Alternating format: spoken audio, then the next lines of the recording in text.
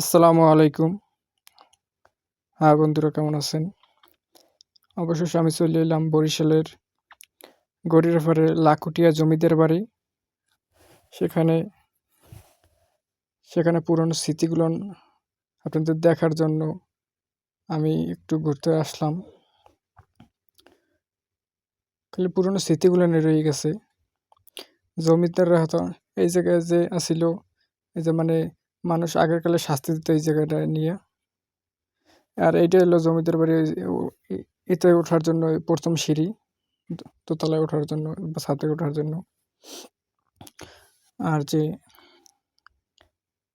এখন তো কেউ থাকে না, মানে এখন এটা সরকারি খাতে চলে গেছে। এখন এখানে আছে এই সামনে, এই যে সামনের দিক থেকে এই জায়গায়, এই যে আমরা এখন দোতলায় ওঠার জন্য অনেক কষ্ট হইতেছে। সিঁড়ি তো নাই, সিঁড়িতে সবকিছু ভাঙ্গে চুরে গেছে। তারপর অনেক কষ্টের বিনিময়ে উঠতে আছি। যাক, এরপর পরে একজনের ক্যামেরাম্যানের সাহায্যতে উঠতে পারছি যদিও।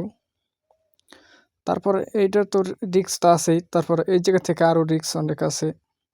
এই যে এখান থেকে যাওয়ার জন্য,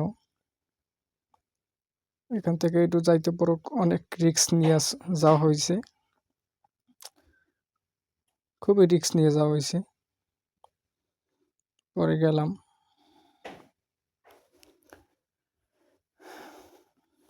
পরে এই ভিতরের অংশ মানে দেখার জন্য আমরা ভিতরে ঢুকলাম।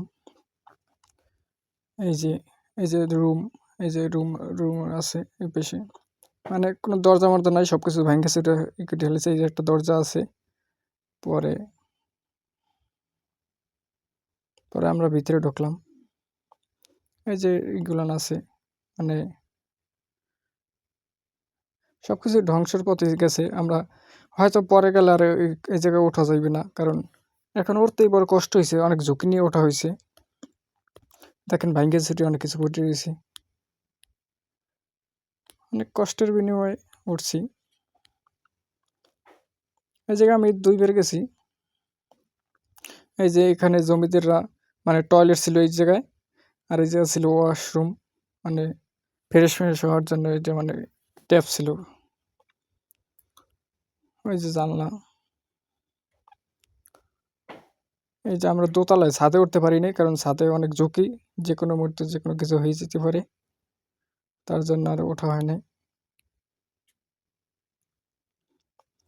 পরে আমরা একটু দেখার জন্য মানে গেছিলাম। আপনারা তো যান নাই কোনো সময়, তার জন্য ওটা স্থানটা হচ্ছে দেখেন অনেক ধ্বংসের পথে। মানে যেকোনো মুহূর্তে এটা ভাঙ্গে চুরে পড়তে পারে। শিকড় মিকড় হইয়া বটগাছ হইয়া অনেক কিছু মানে উড়াক্ত রাখে।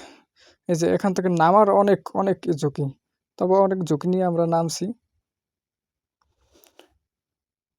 অনেক সিঁড়ি নাই, যেরকম উঠছি সেরকমই নামা লাগবে আবার, অনেক কষ্টের বিনিময়ে।